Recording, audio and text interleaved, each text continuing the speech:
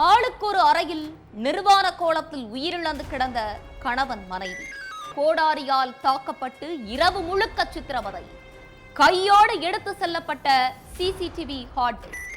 வீடு புகுந்து வயதான தம்பதியை கொடூரமாக கொலை செய்தது யார்? நிர்வாணமாக்கி கொலை செய்யும் அளவிற்கு அப்படி என்ன வெறி?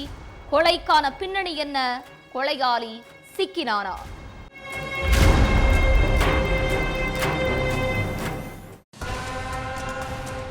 காலையில 9 மணிக்கு மேல வழக்கம் போல பிசினஸ்மேன் விஜயகுமார் வீட்டுக்கு வந்திருக்காங்க. அவங்க வீட்டுல வேலை பார்க்கிற ஒரு அம்மா. வீட்டுல உள்ள பொருட்கள் எல்லாம் செதறி கிடந்திருக்கு. பின்பக்க வாசலும் திறந்து கிடந்திருக்கு. எப்பவுமே நேர்த்தியா இருக்கிற பொருட்கள் ஏன் செதறி கிடக்குது, என்னாச்சுன்னு யோசிச்சுக்கிட்டே வீட்டுக்குள்ள போயிருக்காங்க அந்த அம்மா. விஜயகுமாரோட மனைவி மீராவை அழைச்சுக்கிட்டே அவங்களோட ரூமுக்கு போன அந்த அம்மாக்கு அதிர்ச்சி தான் காத்திருந்துச்சு. நிர்வாண கோலத்துல கிடந்த மீரா கூர்மையான ஆயுதத்தால தாக்கப்பட்டு உயிரிழந்து கிடந்திருக்காங்க. அதை பார்த்து அலறி அடிச்ச அந்த அம்மா அடுத்து பக்கத்துல உள்ள இன்னொரு ரூமுக்கு போயிருக்காங்க. அந்த ரூம்ல விஜயகுமாரும் நிர்வாண கோலத்துல கூர்மையான ஆயுதத்தால கொடூரமா தாக்கப்பட்டு உயிரிழந்து கிடந்திருக்காரு. 2 பேரோட சடலத்தையும் பார்த்து அரண்டு போன அந்த அம்மா கத்தி கூப்பாடு போட்டுக்கிட்டே அக்கம் பக்கத்துல உள்ளவங்களை அழைச்சு வீட்டுக்குள்ள போய் காட்டியிருக்காங்க. அடுத்து அக்கம் பக்கத்துல உள்ளவங்க தான் போலீஸுக்கு தகவல் கொடுத்திருக்காங்க. அதுக்கு பிறகு அங்க வந்த போலீசார் 2 பேரோட சடலத்தையும் மீட்டு போஸ்ட்மார்ட்டத்துக்காக ஹாஸ்பிட்டலுக்கு அனுப்பி வச்சுட்டு வீட்டுல ஆய்வு பண்ணிருக்காங்க. அப்போ சிசிடிவி கேமராவோட ஹார்ட் டிஸ்க் காணாம போயிருந்தது தெரிய வந்துச்சு. போலீஸ்ல சிக்க கூடாதுங்கிறதுக்காக உஷாரா ஹார்ட் டிஸ்க கையோட கொண்டு போயிருக்கான் கொலையாளி. அதே மாதிரி விஜயகுமார் வீட்டுல இருந்த பணமோ நகையோ திருடு போகல. அப்படின்னா நகையையோ பணத்தையோ கொள்ளையடிக்கிறதுக்காக நடந்த கொலை இல்லைங்கிறது உறுதியாகிருச்சு.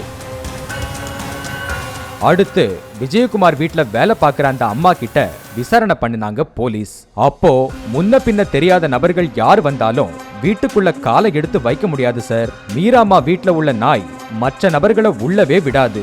அப்படியே வெளிநபர்கள் வந்தாலும் அந்த நாய் குறைக்கிற சத்தம் அக்கம் பக்கத்துல இருக்கிற எல்லாரையும் திரும்பி பார்க்க வைக்கும்னு சொல்லிருக்காங்க அந்த அம்மா. அப்படி இருக்கும்போது தைரியமா விஜயகுமாரோட வீட்டுக்குள்ள புகுந்து பின்பக்க கதவை திறந்து கொடூரமா கொலை பண்ணிருக்காங்கன்னா யாரோ பழக்கப்பட்ட நபர் தான் பண்ணிருக்கணும் அப்படிங்கிற சந்தேகம் போலீஸுக்கு வந்திருக்கு. அதனால விஜயகுமார் வீட்டுக்கு யாரெல்லாம் அடிக்கடி வருவாங்க போவாங்க, உங்கள மாதிரியே வேற யாராவது பணியாட்கள் இருக்காங்களா, இதுக்கு முன்னால இருந்தாங்களா, விஜயகுமாருக்கு யாராவது எதிரிகள் இருக்காங்களான்னு விசாரிச்சிருக்காங்க. அப்போதான் அந்த அம்மா ஒரு விஷயத்த சொல்லிருக்காங்க. சார், அசாம் மாநிலத்தை சேர்ந்த அமிதுங்கிற ஒருத்தர் விஜயகுமார் வீட்டுல 1 வருஷத்துக்கு மேல வேலை பார்த்தாரு. கொஞ்ச நாளைக்கு முன்னால மீராவோட செல்போனை அமித் திருடிட்டாரு. அத சிசிடிவி கேமரா மூலம் கண்டுபிடிச்ச விஜயகுமார் போலீஸுக்கு போன் பண்ணி கம்ப்ளைண்ட் கொடுத்திருக்காரு. அதனால அமித்தை கைது பண்ணி சிறையில அடைச்சாங்க போலீசார். அதுக்கு பிறகு அந்த நபர் பத்தி எதுவுமே தெரியல சார்னு சொல்லிருக்காங்க அந்த அம்மா. அடுத்து அமித பத்தி விசாரிச்ச போலீசாருக்கு சம்பவம் நடக்கிறதுக்கு முதல் நாள் தான் அவன் சிறையில இருந்து வெளியே வந்த தகவலே தெரிஞ்சிருக்கு. அதே பகுதியில சுத்திட்டு இருந்த அமித்தை அடுத்த கொஞ்ச நேரத்துல கைது பண்ணி விசாரணை செஞ்சப்பதான் பல உண்மைகள் தெரிய வந்துச்சு. கேரள மாநிலம் கோட்டயம் பக்கம் திருவாதுக்கல் பகுதியை சேர்ந்தவர் தான் பிசினஸ்மேன் விஜயகுமார். திருநக்கரா பகுதியில இந்திரபிரஸ்தம்ங்கிற பேர்ல ஒரு திருமண மண்டபம் வச்சிருக்கிற விஜயகுமார் பல ஷாப்பிங் மால்களும் வச்சிருக்காரு. இவரோட வீட்டுல வேலை பார்த்துட்டு இருந்த அமித் விஜயகுமாரோட மனைவி மீராவோட காஸ்ட்லியான செல்போனை திருடிட்டதால அவரை போலீசார் கைது பண்ணி சிறையில அடைச்சிட்டாங்க. விஜயகுமார் போலீஸ்ல மாட்டிவிட்ட கோபத்திலேயே சிறைக்குள்ள கம்பி எண்ணிட்டு இருந்த அமித் தான் வெளியே வரப்போற நாட்களையும் விரல் விட்டு எண்ணிட்டே இருந்திருக்காரு. அதே மாதிரி சில நாள்லயே சிறையில இருந்து வெளியே வந்த அமித் அன்னைக்கு நைட்டே விஜயகுமார் வீட்டுக்குள்ள போயிருக்காரு. அமித் ஏற்கனவே பழக்கப்பட்ட நபருங்கிறதால விஜயகுமார் வீட்டு நாய்களும் குறைக்காம இருந்திருக்கு.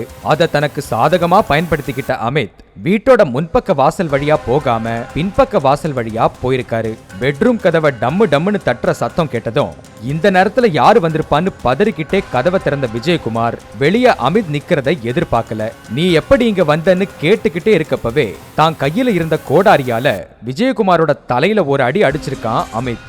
அடுத்து கணவன் மனைவி 2 பேரையுமே நிர்வாணமாக்கின அமித், உங்ககிட்ட இருக்கிற பணத்துக்கு ஒரு செல்போன் கூட வாங்க முடியாதா, அந்த செல்போனை திருடினா மன்னிச்சு விட முடியாதா, அதுக்காக போலீஸ்ல மாட்டி விடுவீங்களான்னு ஆவேசமா கத்திக்கிட்டே கோடாரியால அடிச்சு கொடுமைப்படுத்திருக்கான். 2 பேருக்கும் உயிர் போறத பார்த்து ரசிச்ச பின்னாடிதான் சிசிடிவியோட ஹார்ட் டிஸ்க கையோட எடுத்துட்டு அமித் எஸ்கேப் ஆயிருக்கான்.